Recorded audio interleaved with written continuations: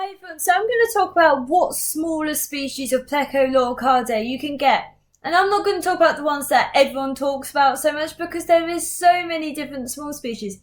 And there is the misconception that Loricariidae Pleco are large. And yes, Pteroplythes, what is considered a common plec, is, and a lot of people in the past did get this species and it did act as a tank buster.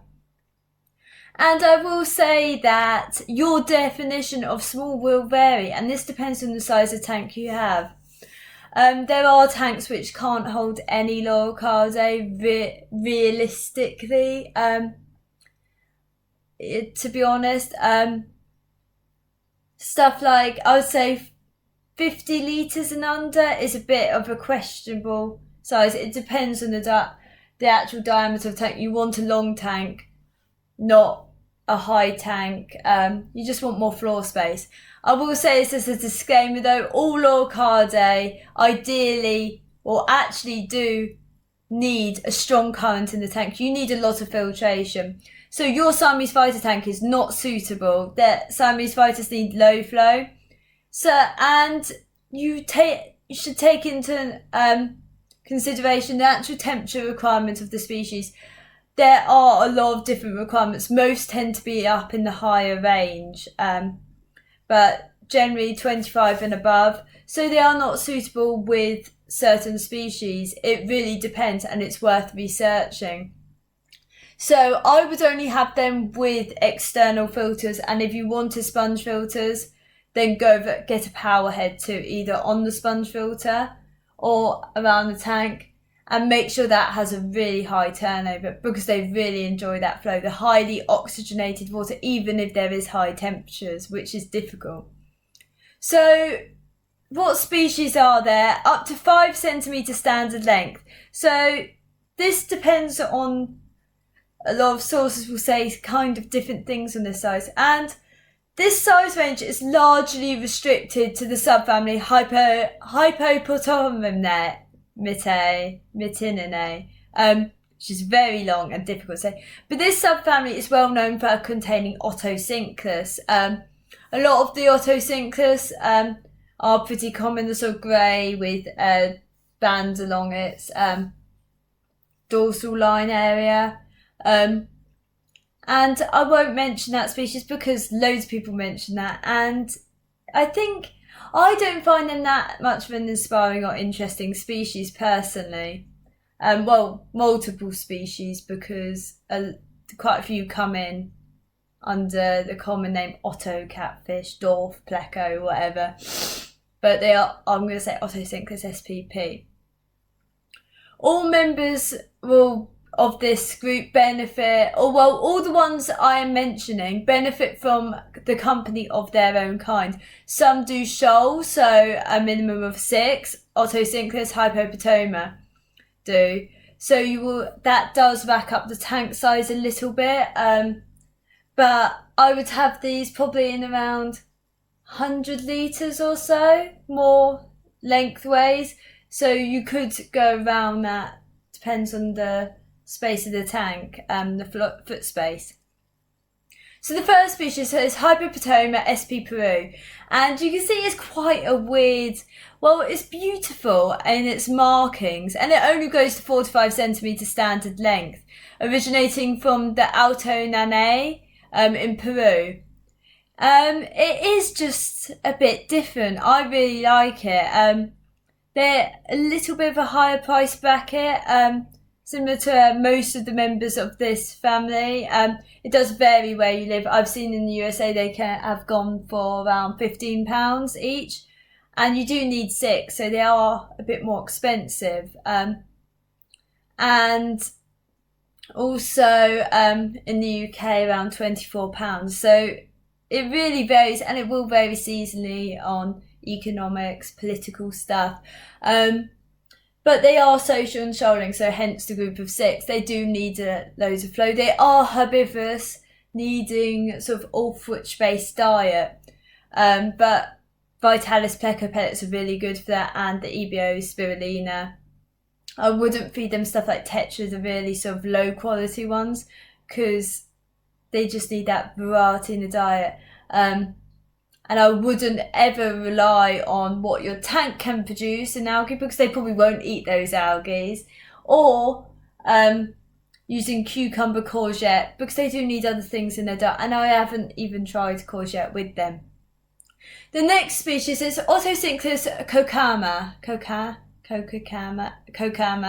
which goes to 4.2 centimeter standard length. Again, another shoaling species, is in the genus Otocinclus, but you can see I haven't got a great photo, but they have beautiful markings. They are known as the zebra Otocinclus, and they are absolutely, I think they're lovely. They are, shoaling. They're not too badly priced, anywhere from, I've seen them for £9 to about 20 something pounds.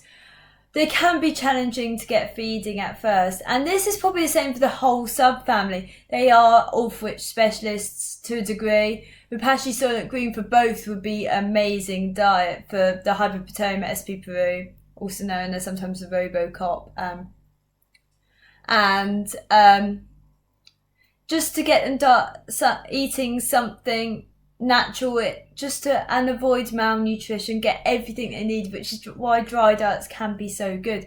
The Vitalis Pleco pellets, of course, I would crush them up a little bit to sort of spread them around, just to reduce competition.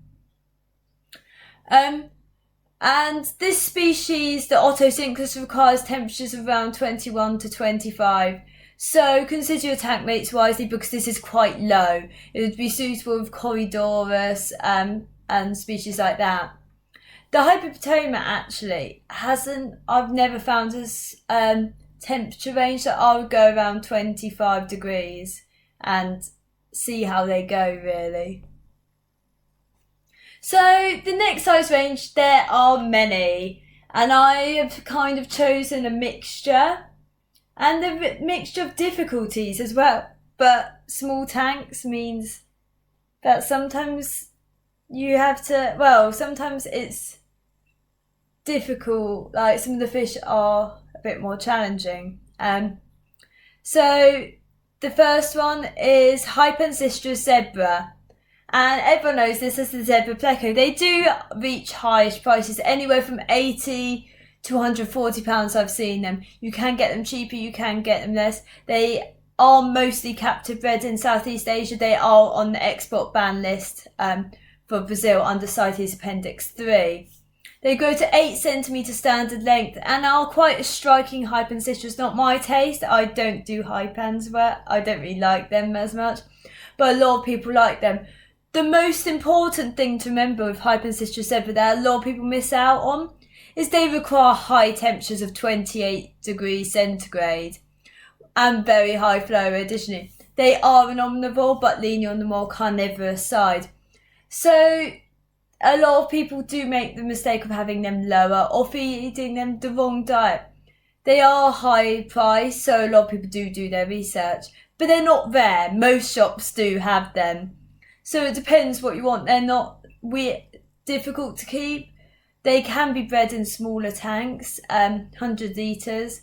As long as you got a lot of filtration and do your water change as well. So I wouldn't skip on the external. And they're being bred in high numbers in Southeast Asia. I don't think there are any wild caught ones in the hobby, but who knows, because the black market is kind of high and some have been caught trying to be exported from Brazil. The next species is Ancistrus macropithalamus, which is I own and I love them. They grow to 10 centimeter standard length. They are more difficult to keep because it's just getting them feeding. They are omnivores, have a slightly more carnivorous diet than your typical Ancistrus, your typical deeper bodied Ancistrus, so very much like Ancistrus nancus. They do also require high temperatures and high flow, so 28 degrees minimum, around that 28 degrees, so you do want to maybe 29, 27 is a bit of a push, but around that. They do require mixed diet. I wouldn't feed them animal protein at all. And yes, a lot of flow. It's getting them feeding which is the issue. These Ancistrus are a pain to get acclimatized to actually eating food you put out for them. but I seem to have managed. I have bought a few more because they're not too easy to find, but you can buy them for around £25 to £30. They often get imported wrongly as Ancistrus ranunculus. This is a smaller species, about halfish the size. They do have a wide head, they have massive eyes, and both males and females have an equal amount of tentacles on the head. They don't have substantial ones like Ancistrus ranunculus. They tend to look a bit zombie-ish, I think. So the next species is Panaculus SPL002, which grows to 10 centimetre standard length. It is a panaculus, so it does require a diet that is more... it does require a diet that is kind of like the tritivore ulfwich bacteria based, but not the algae ulfwich. I think I said they grow to 10 centimetre standard length, so they are small. You will need a lot of filtration because they will need wood in their diet for their natural behaviour, and that means they'll be producing a lot of fine waste. Rapacious Silent Green is a good diet along with the Vitalis Pleco pellets. Heavy filtration, yes, as I said, and temperatures are quite good, around 24 to 26 degrees centigrade. And the diet of bacteria makes them quite hardy, I think. They're not easy to kill, not that that's good or bad, but they're very hardy species. And they're quite tolerant of different water perimeters. Most Loricariidae, I will say, will prefer soft or acidic water, regardless of which ones they are. Next one, this is also a very hardy species, and this is Plecostomus linola, which is really, I love this species. I think they are beautiful. They grow to 9 centimetres standard length, so they're still small, and standard length excludes the tail. Most Plecostomus are small, with the exception of Plecostomus sabagi, which grows to around 30 centimetres. This species is rather striking. It depends on which individual and how brightly, how stressed or non-stressed they are, really. They are omnivorous, but they're not really fussy at all. They will benefit off a bit of carnivorous food, but I wouldn't feed them animal protein as they're not true carnivores in a way. They require temperatures of 23 to 26 degrees, so that's quite fair for quite a range of different tanks. They are slightly larger, will need a lot of filtration. So the next species is one that I've seen quite frequently. So this is Ancistrus dolichopterus, which grows to 10 centimetre standard length, and it is an Ancistrus, so it is beautiful. That has the typical Ancistrus sexual dimorphism. Males have these beautiful bristles, females have hardly any or really little ones. They can go for a range of prices. They are spotted with the seams that really tell it apart from quite a few other species of these spotted Ancistrus, and there's so many and they always come in and it's like, oh god.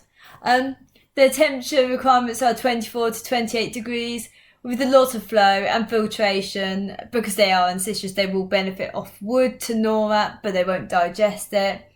And they are omnivores, but with a more herbivorous tendency. So they are very different from Ancistrus macropithalamus, Ancistrus ranunculus, and that weird group of them. So the Ancistrus dolichopterus are more your typical Ancistrus. The next species is one that I have tried, because I don't really look at the other subfamilies as much as Hypoptopomatinae. So this is Rhinolocaria SPL010A, L10A, or so this is an undescribed species, and it grows to 10 centimetre standard length. It is technically a whiptail.